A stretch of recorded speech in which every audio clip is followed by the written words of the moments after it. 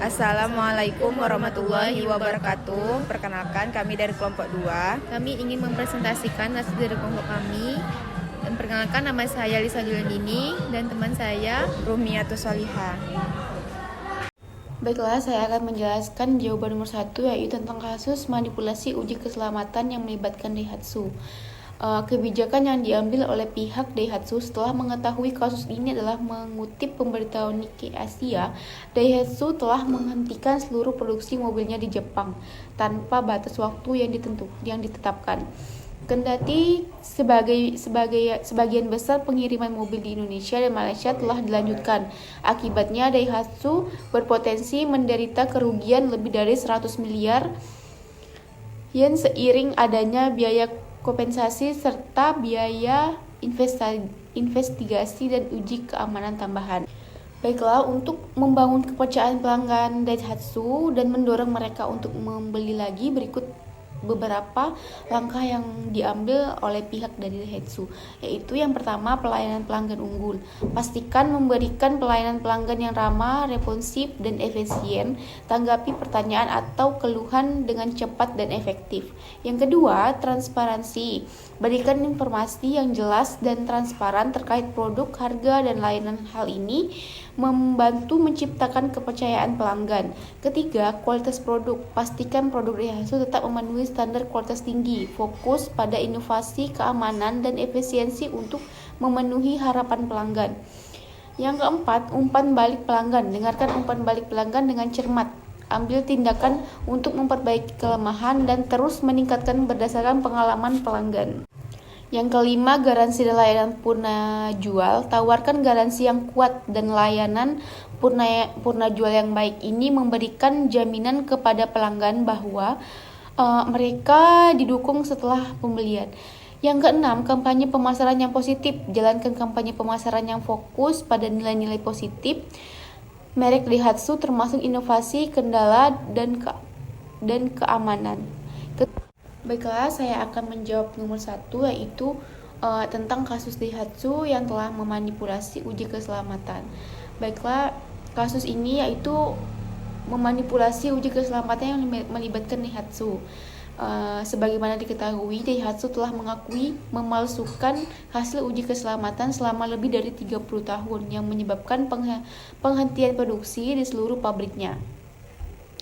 Dan pabrik ini yang berada di Jepang. Dampak yang terjadi atas manipulasi uji keselamatan adalah dengan memiliki dampak serius, termasuk risiko keamanan bagi pengemudi dan penumpang. Hal ini dapat menyebabkan kehilangan kepercayaan pelanggan, merugikan reputasi merek, dan memicu tindakan hukum. Kesimpulan dari kasus Daihatsu ini yaitu bahwa pihak Daihatsu cepat mengambil kebijakan atas kasus ini agar untuk mempercayai konsumen agar percaya kembali untuk membeli produk dari Daihatsu dengan fokus pada pelayanan berkualitas, transparansi, dan perbaikan kelanjutan. Daihatsu dapat memperkuat kepercayaan pelanggan dan memotivasi mereka untuk membeli kembali. Baik, selanjutnya saya akan menjelaskan perihal jawaban untuk nomor 2, di mana mengenai bagaimana manajemen melakukan strategi pemasaran internasional terhadap harga, produk, dan promosi. Seperti yang kita ketahui, pemasaran internasional adalah proses perencanaan, pelaksanaan, dan pengendalian aktivitas pemasaran sebuah perusahaan di pasar luar negeri. Ini melibatkan promosi, distribusi, dan penyesuaian produk serta strategi harga agar sesuai dengan kebutuhan dan preferensi pasar global. Nah, di bagian produk, yang pertama yaitu perusahaan harus menyesuaikan produk dengan preferensi lokal, kebutuhan budaya pasar yang dituju. Nah, yang kedua yaitu tentang harga. Nah, penetapan harga ini bisa menjadi salah satu aspek paling penting atau paling menantang dalam permasalahan pemasaran internasional.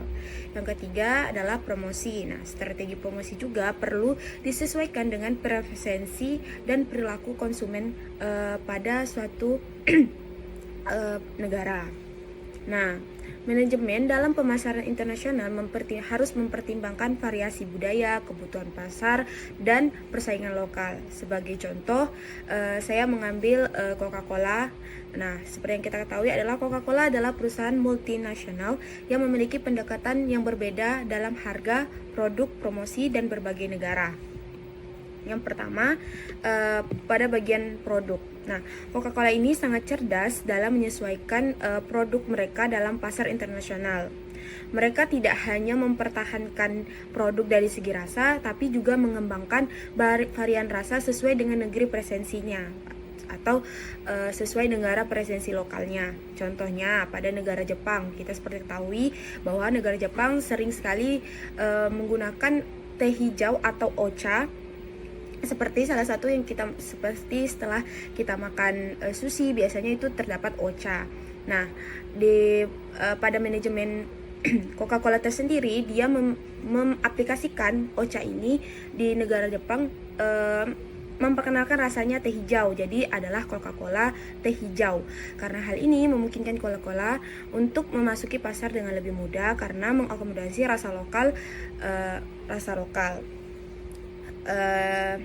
Seperti contoh produk Coca-Cola rasa teh hijau yang ada di Jepang. Video ada fotonya ya. Yang kedua adalah harga.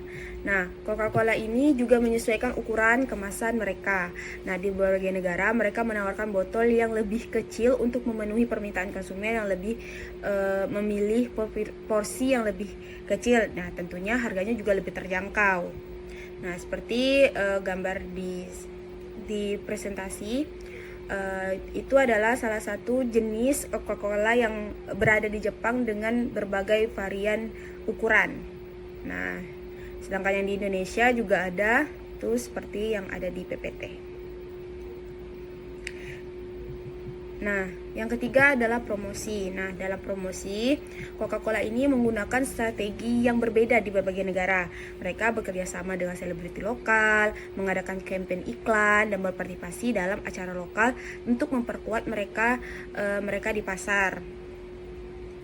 Kampanye iklan dan promosi ini dibentuk sedemikian rupa sehingga sesuai dengan kebudayaan dan kebiasaan konsumen di setiap negara. Selain itu, mereka juga menggunakan platform media sosial kampanye di iklan televisi juga, dan baik partisipasi di acara-acara festival lokal yang lebih kuat dengan konsumen di berbagai negara sambil tetap memperhatikan keunikan dan budaya setiap pasar. Pendekatan promosi dan beragam yang membantu Coca-Cola untuk tetap relevan dan menarik bagi konsumen di pasar global.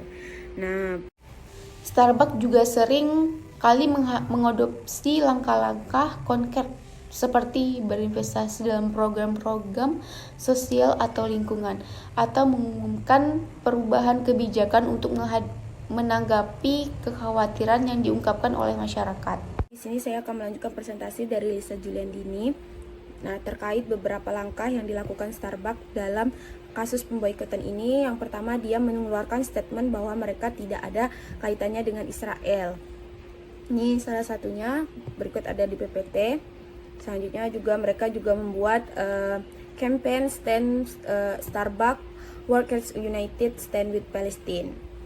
Nah, itu beberapa langkah yang dilakukan oleh Starbucks. Yang kedua, dia juga melakukan konferensi pers. Di beberapa hal dilakukan Starbucks dalam berikut pendapat dari manajemen Starbucks Indonesia membantah isu mengenai perusahaan yang didugakan memberikan sumbangan atau dukungan finansial kepada Israel. Menurut manajemen Starbucks Indonesia berikut, tidak, ini sama sekali tidak benar. Rumor bahwa Starbucks atau Howard memberikan dukungan keuangan kepada pemerintah Israel dan atau Angkatan Darat Israel adalah tidak tepat. Starbucks adalah perusahaan publik yang Oleh karena itu, diwajibkan untuk menyampaikan setiap pemberian perusahaan setiap tahun kepada proxy statement. Nah, dari pihak manajemen membantah itu salah satu langkah yang dilakukan mereka. Tulis manajemen Starbucks Indonesia dikutip pada Jumat 17 November 2023.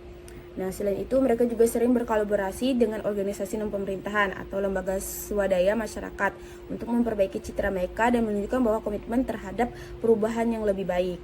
Nah, salah satunya yaitu adalah artis dari asal Korea Selatan yaitu Siwon, salah satu artis Korea yang bekerja sama dengan Starbucks. Nah, dari hal ini Siwon juga mengalami beberapa hal yang membuat fansnya kecewa karena Siwon ini memiliki punya titel Duta UNICEF, tapi dia menggunakan produk Starbucks yang katanya masih pro dengan Palestina.